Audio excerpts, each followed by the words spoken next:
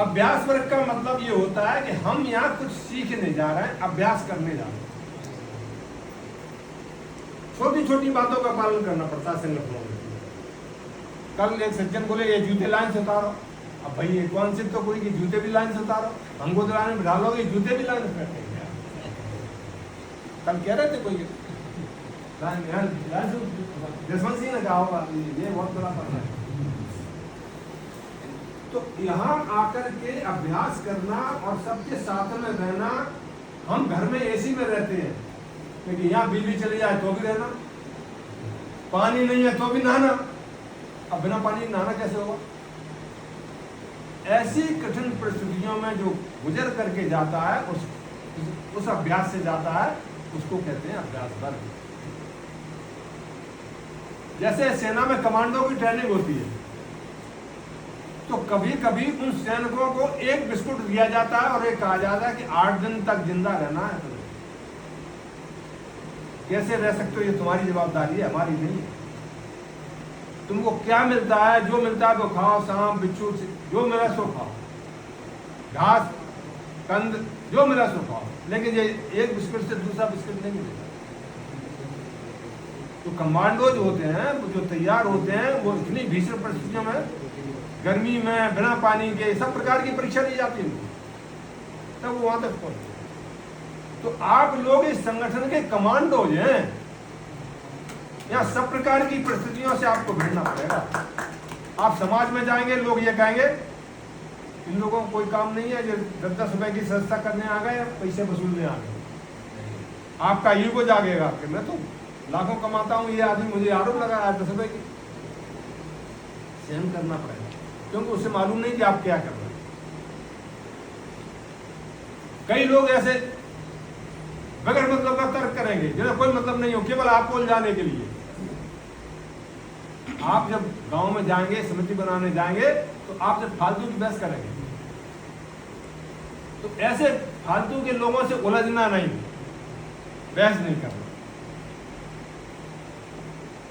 जैसे गांव में बबूल का ठूठ होता है ना, तो उसको बचा करके चलना, कहीं उलझ गया तो धोती होती और फट जाएगी।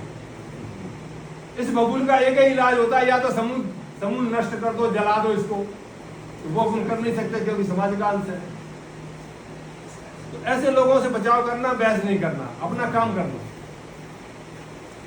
तो समाज में सब प्रकार के लोग रहते हैं, और कई लोग तो ऐसे रहते हैं कि अगर आपका थोड़ा सा आपको प्रशासन जब महत्व देने लगेगा, कलेक्टर बैठाने लगेगा, तहसीलदार आपसे अच्छी बात करने लगेगा, एसडीएम आपसे अच्छी बात करने लगेगा, तो इसी बात को देख करके जलने लगेंगे और कहेंगे इसको नीचा कैसे दिखाएं, इसी में लग जाएंगे।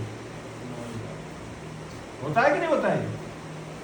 तो ऐसे सब बातों का परहेज करके हमको अपने आप को बचा करके और इस संगठन को आगे बढ़ाना है। और ये संगठन क्यों बना है? सर्वे भवन्तु सुखिनः, सर्वे सन्तु निरामयाः, सर्वे भद्राणि पश्यन्तु मा कश्चित् दुःखभाग्। यानी हम जो समाज है, सारे दुखों को दूर करने वाला है संगठन।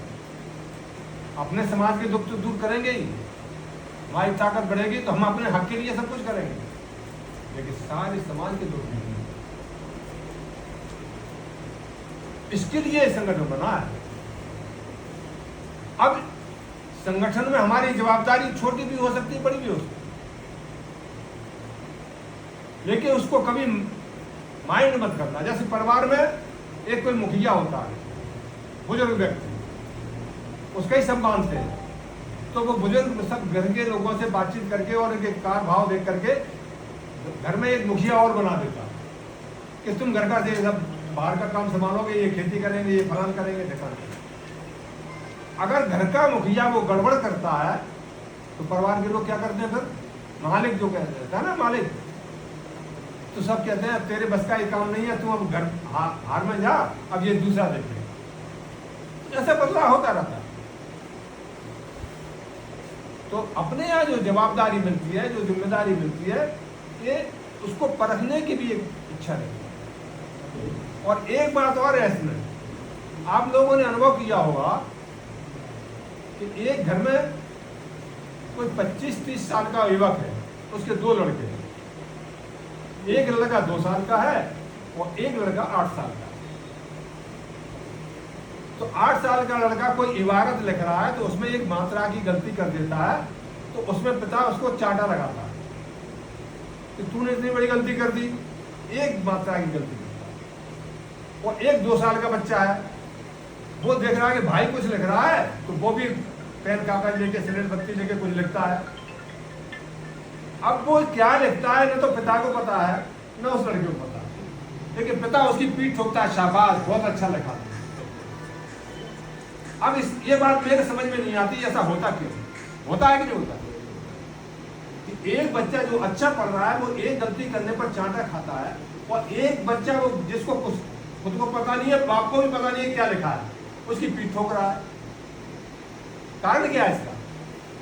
कारण ये है कि जो समझदार व्यक्ति है उसकी छोटी सी गलती भी सहन नहीं की जा सकती, और जो कुछ समझता ही नहीं है, केवल आपका अनुसरण कर रहा है, अगर उसमें आपने चांटा लगा दिया, कहेगा बहुत खतरनाक काम है, पढ़ाई तो आप पढ़ना ही नहीं अपने, दूर भाग जाएगा। तो वो पढ़ने लगे इसलिए उसकी पीठ ठोकी जाती है कि आगे वो चलता है। ये कारण है ना। ये सब बातें हमारे संगठन में चलती है कि समझदार व्यक्ति से ये अपेक्षा की जाती है कि ये गलती कम से कम करे, नहीं करे, ना कि बराबर नहीं करे। वो जो नया आया है तो उससे सब तरह से निभाना पड़ता है, क्योंकि वो दिखा तो रहे, नहीं तो एक बार भाग गया तो फिर आदमी नहीं आएगा।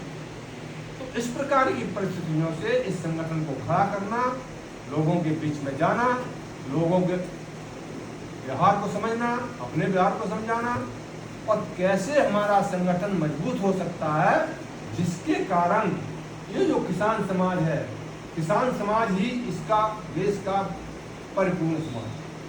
आपने आज तक देखा होगा कि जितना पैसा लेकर के भागे हैं, अरबपति होंगे, खरबपति होंगे, एक बात बताओ, आपने सुना है विश्व बैंक नाम सुना है किसी ने? विश्व बैंक का सुना है ना? तो आप लोगों कितने खाते हैं विश्व बैंक में? क्यों मेहनत, आप लोग मेहनत नहीं करते क्या?